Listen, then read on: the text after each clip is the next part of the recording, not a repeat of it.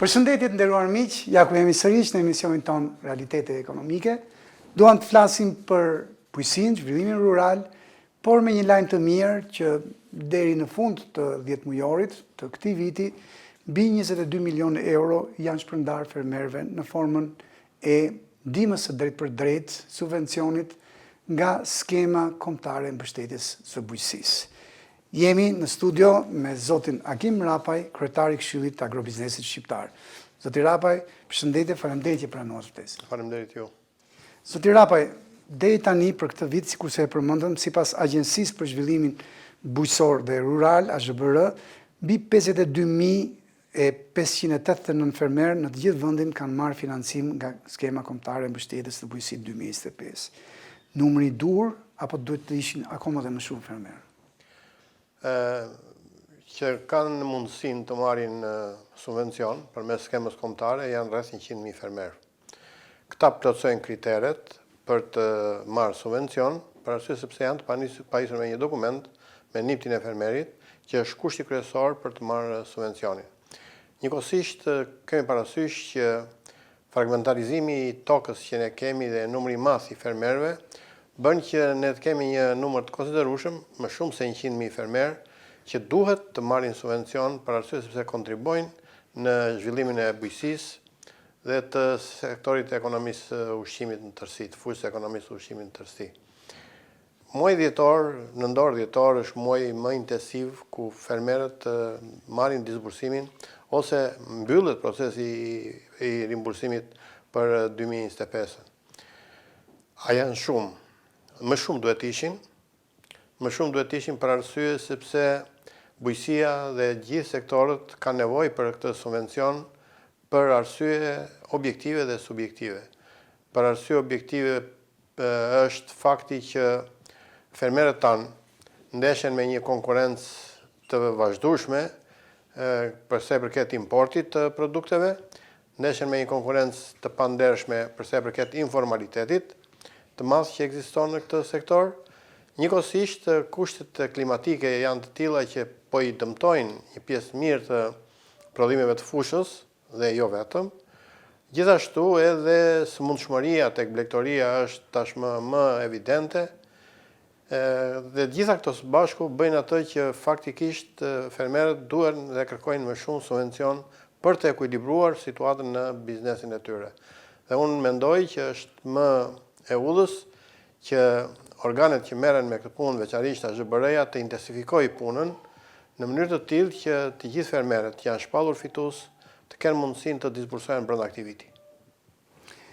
Në gjykimin tuaj, edhe pse skema kombëtare i ka dhënë më shumë përparësi financimit të shoqërive të bashkëpunimit bujqësor, të cilat përfitojnë në masën 100%, ende kemi shumë pak shoqëri të tilla. Pse? Ky është një problem më i madh për të diskutuar dhe kjo është lidhur ngushtë me procesin e kooperimit, i cili është një proces që nuk është zhvilluar ashtu siç duhet dhe nëpër masat që duhet të zhvillohej. Nuk është zhvilluar siç duhej për arsye sepse për këtë proces nuk është punuar në front, të punonin të gjithë institucionet me objektivin final të shtonin numrin e këtyre dhe të konsolidonin këto shoqëri të bashkëpunimit bujqësor. Por ndërsa kemi një veprim ose si thua është një ndjesi më pozitive nga sektori privat, për arsye sepse thirrjes për të kooperuar dhe për të krijuar shoqëri të bashkëpunimit bujqësor janë përgjigjur 104 subjekte që janë regjistruar në GKB. Por kjo thirrje nuk u mbështet nga institucionet të tjera të shtetit, veçanërisht nga tatimet dhe doganat, dhe mund të them sot që të gjitha këto shoqëri me përjashtime shumë të vogla janë të ndëshkuara me gjoba administrative, me gjoba të tjera, të cilat mund të eliminoheshin nëse do të kishte një proces lehtësie në periudhën e konsolidimit të këtyre shoqërive. Pra nuk kemi një periudhë lehtësish në këtë fazë dhe kjo bëri që këto të ndëshkohen. Ndëshkimi bëri atë që të frenohet veprimtaria e tyre dhe duke frenuar veprimtarinë e tyre të mos krijohen shoqëri të tjera në vijim dhe për mendimin tim është një proces që duhet analizuar.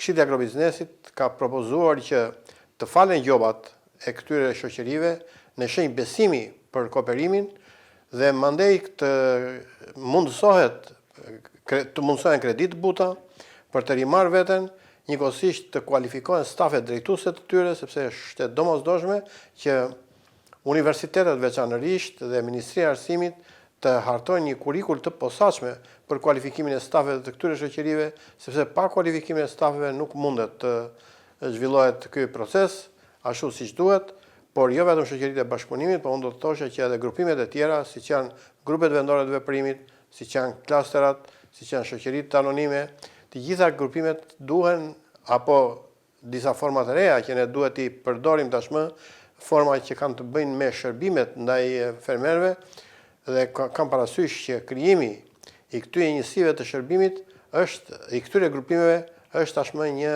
emergjencë që Shqipëria duhet ta marrë në konsiderat, të eci përpara dhe mandej të kalojmë në një fazë të dytë, në mekanizimin e tyre, në digitalizimin e procesit, në veprime inovative, në mënyrë që ky proces dhe këto shoqëritë bashkëpunimit bujqësor të kenë mundësinë, pra procesi i kooperimit, të kenë mundësitë që të japë rezultatet e veta. Këto janë disa nga arsyet që nuk ka ecur siç duhet. Në gjykimin tuaj, pse fondet për mbështetjen e bujqësisë dhe zhvillimin rural për vitin e ardhshëm në buxhet që është miratuar nga Kuvendi janë pak a shumë, po ato të vitit të mëparshëm 2025, a nuk duhet të ishin shumë më tepër dhe çfarë mund të bëhet që fondet për bujqësinë të shtohen për vitin e ardhshëm? Duke qenë se projekt buxheti është ende në diskutim. Të ta shikojmë në dy këndvështrime. Po ta shikosh në këndvështrimin e curisë dhe programit, fondet për bujqësinë kanë ardhur duke u rritur. Kanë ardhur duke u rritur nga viti në vit 10-12%. Po ta shikosh në këndvështrimin në krahasimin me rajonin, në përqindjen që zë bujqësia dhe ekonomia e ushqimit në tërësi ndaj totalit të buxhetit, shohim që rajoni ka 3.5 deri në 5% të shpenzimeve i planifikon për këta sektor. Shqipëria shkon deri në 1.5%. Pra të tjerët planifikojnë 2 herë më tepër, për ta kuptuar po i jap këto shifra, ndërsa ne planifikojmë 2 herë më pak shpenzime. Kjo do të thotë që ne të mbështesim 2 herë më pak sektorin privat dhe mjaft punë të tjera të sektorit publik që i shërbejnë konsolidimit të këtij sektori. Prandaj, unë them që krahasuar me rajonin jemi shumë pak, krahasuar me Europën jemi akoma më pak, dhe nga një sondazh që ne kemi bërë si Këshill Agrobiznesi, rezulton që bujqësia kërkon edhe 90 milion euro të tjera, jo 10-12 milion sa që është programuar, po do edhe 90 milion euro të tjera që të kap minimumet e nevojshme për të shërbyer këtyre sektorëve. Pyetja e fundit për bisedën tonë sot, zoti Rapaj, si do e mbyllim këtë vit me eksportet tona bujqësore? Për të vërtetën, eksportet kanë ecur normalisht, kanë ecur gjithmonë në rritje, në sasi dhe në vlerë, dhe kjo është fal investimeve që janë bërë në ambientet e mbrojtura, veçanërisht në sera.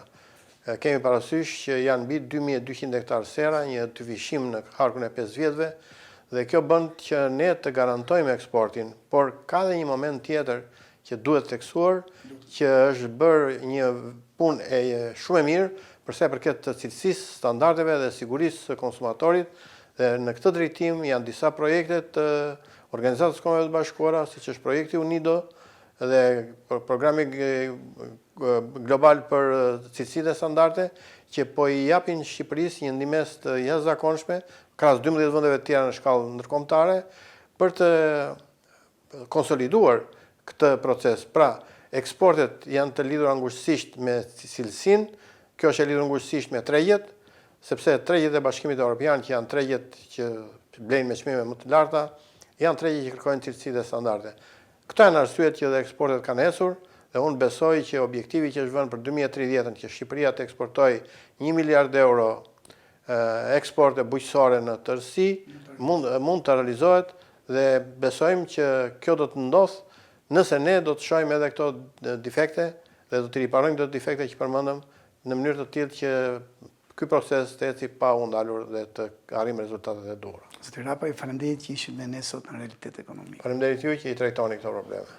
Të nderuar miq, ju faleminderit që na ndoqët dhe mirupafshim takimet e ardhshme.